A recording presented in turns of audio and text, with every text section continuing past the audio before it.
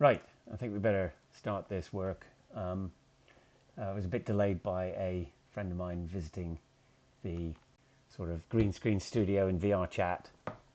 Unfortunately, and he set up a couple of the lights, so we've got a bit of a red and a pink light on either side of me now. Unfortunately, he can't stay, otherwise he'd be able to help point out the various bits on the avatar I want to talk about. Because I can barely do it with these hand tracking from this webcam. It's kind of nice otherwise, but really quite janky. So here we are. Here we have a picture of the freakhound avatar on Blender, and the sort of prototype I was doing beforehand. Let's check the recording's still going. Was I made half the face, moved the eye a little bit so I could see out of it, and made half the face all the way down to here, and applied fur to it and stuck it all together, and had something that looked pretty good. So I'm happy with the technology I'm using. And so to start at the most difficult part, it's this sort of mane or ruff, all this spiky stuff. Now, kind of like the effect I'm after is I want to make it look like I've basically walked out of VR chat into the real world. So if all these like leaves can be exactly the same as they are in this picture, I'll be extremely happy. And I'm also not much of an artist, so I won't be able to make a sort of interpretation of this using fluff. It's sort of, think of it more of an engineering point, is I need to get it to look to be the same pattern as all this. So in the process of this, I've been trying various different bits of technology, none of which works. Oh yeah, so what I first started with is just this ear fluff, this piece here. I think you can shade it flat and see it, and if you kind of like look at it in edit mode, there it is, made of all these little panels. I trimmed it back, and it's made up of about 10 of these spikes, each of which has about 4 sides. So if we get a little look on the overlay, there we go. Yeah, if we look on the overlay, this reduced to about 48 pieces. I used some flattening software that I've written, which I'm probably going to talk about in another video, because it's the same software I used for the furring, but we're not at that stage. We're just trying to find various ways of making the ruff that don't work. So if we sort of zoom in, you'll see that I've got this sort of craft foam that's been cut out with a laser, having had all these pieces numbered and set up like this. And then I attempted to glue it together somewhere. Let's find out which picture it was. Yeah, that one. I attempted to start gluing it together. I got 5 pieces, and it was obviously looking a bit like cack. I then tried to do it with sewing, so I cut out the same pieces of Cordura. Forget about the turning inside out bit, and I started sewing those pieces together by hand, and then stuffing with cushion stuffing. That's also, gave it a good go. That's also not gonna work.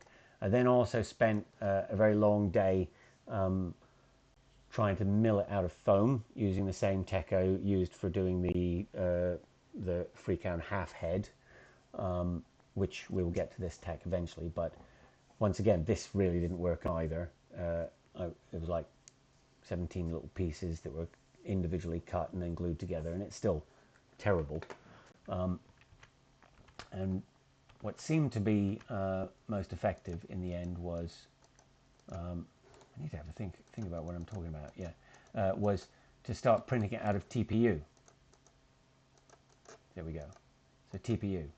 This very can be soft plastic. So that's thermoplastic polyurethane, and takes a lot of clever handling, which I didn't with this 3D printer, but it got some results that started to look promising, and I could print, or some friend of mine could print, this set of ear fluff. How far have we got? Set of ear fluff, and then we spent a lot of time with a scalpel, hopefully not cutting myself, to like trim it off and make it more or less okay. But it's still a bit hard, this one. I then tried printing it a lot skinnier, like this, and you know, various different failures. If I made a test part of just a little pyramid, sort of similar to one of these pieces of fluff, at times it would get really good. So this was like about an inch wide, and it would be really soft and squidgy, and so about the right consistency I'd like, and strong enough that you could actually even turn it inside out with your fingers, because once this stuff is set, it's really it doesn't break. You can't rip it. And the idea then is if you get this done properly, or at least you could glue pieces together to make the entire ruff, and then I paint it using some flexible paint, which I haven't worked out there either, and then put on the little grey bits along the corners, and we get something that looked pretty good and wouldn't be horrible if you touched it. You know, just maybe a bit sticky, but soft. So let's just, so that is ongoing.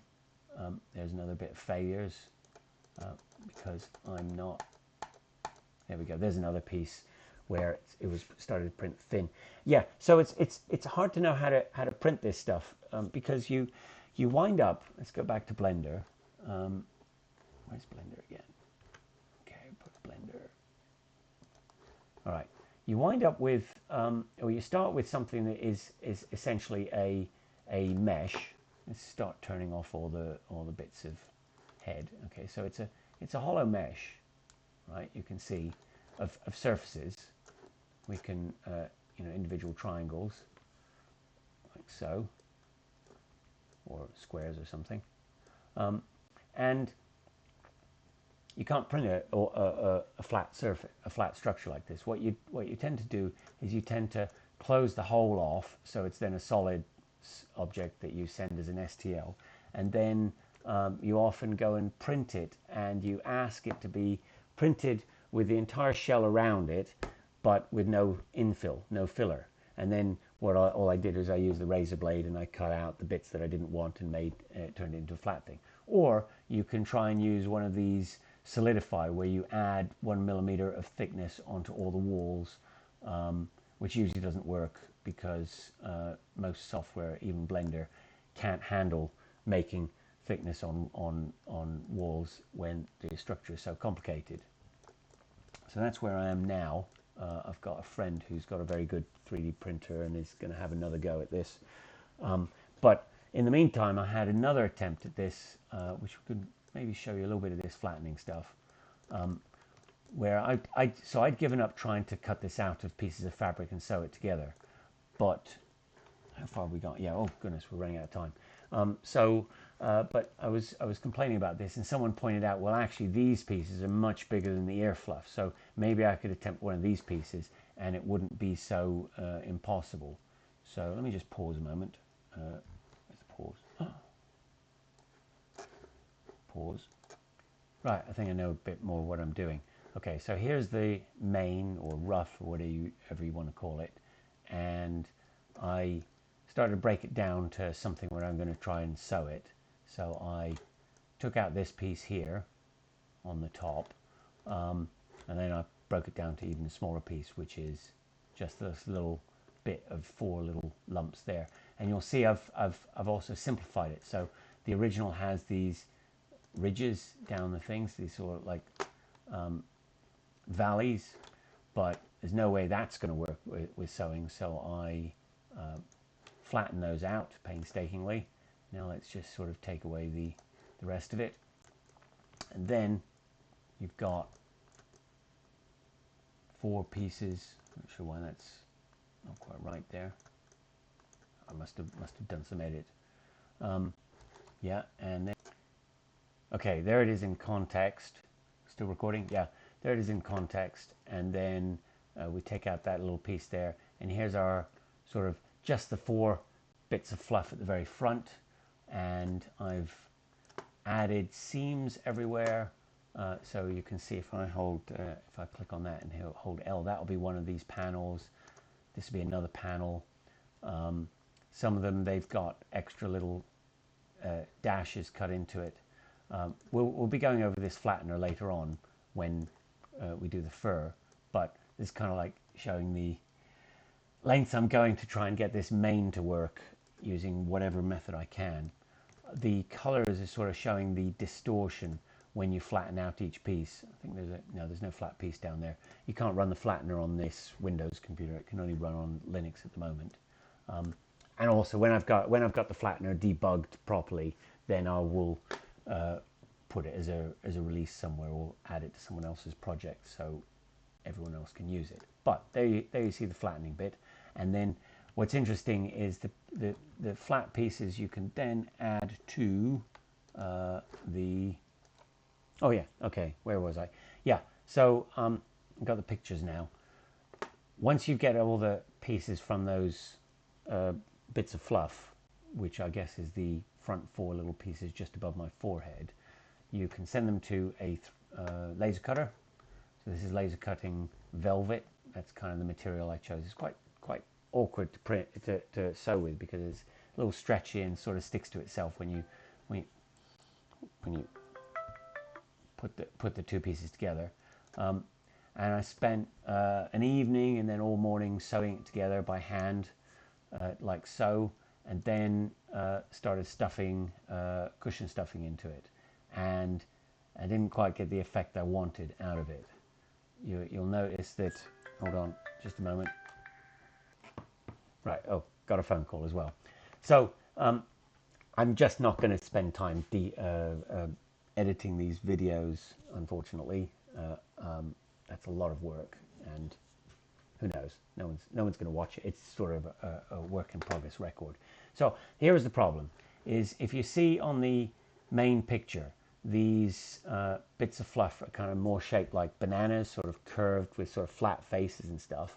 And when you cut out the exact same shapes, and they all stuck together properly, or all sewed together, accurately, and you actually stuff cushion foam into it, they turn more into sausages than bananas. And that's not really the effect I wanted. They're just going to be nasty fingers everywhere, and not at all like the shape I'm after, which is kind of like this sort of more leafy, whatever, foliage type thing. So that's kind of where I'm at. I'm waiting on, or hoping that... Oh, I did have another attempt, or was going to think of another attempt, where I take craft foam about 3 millimeters thick, and I slice the whole thing from the bottom to the top in about 100 different slices, 300, about a foot, and cut each of those pieces out on a laser cutter and glue them all together to form, I suppose it would look kind of pixelated in one dimension, like it was a raster scanned, and maybe that would be the exact shape that I was after. But that's to do if everything else has failed. But like I said, it's been just iterating through one method after another, and nothing's really giving me any joy.